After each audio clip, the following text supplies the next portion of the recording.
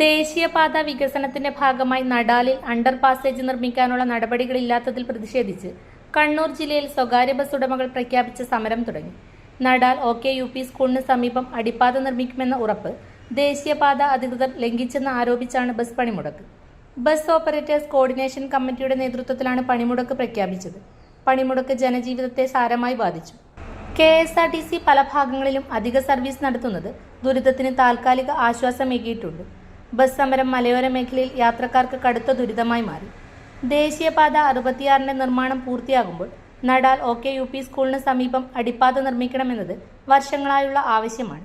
അടിപ്പാതയില്ലെങ്കിൽ കണ്ണൂർ തോട്ടട വഴി തലശ്ശേരിയിലേക്ക് പോകുന്ന ബസ്സുകൾക്ക് ഏകദേശം 7 കിലോമീറ്റർ അധികം ദൂരം ചുറ്റി സഞ്ചരിക്കേണ്ടി വരും.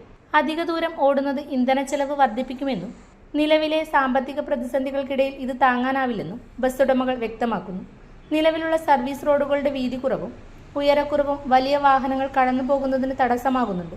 സർക്കാർ തലത്തിൽ അടിയന്തര ഇടപെടൽ ഉണ്ടായില്ലെങ്കിൽ വരും ദിവസങ്ങളിലും സമരം ശക്തമാക്കാനാണ് സംയുക്ത സമരസമിതിയുടെ തീരുമാനം.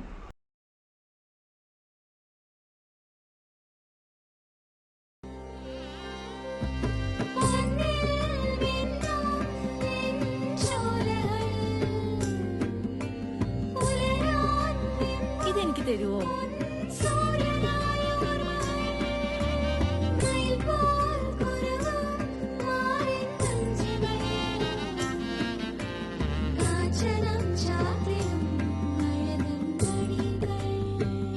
ചില ബന്ധങ്ങൾ പവിത്രമാണ്.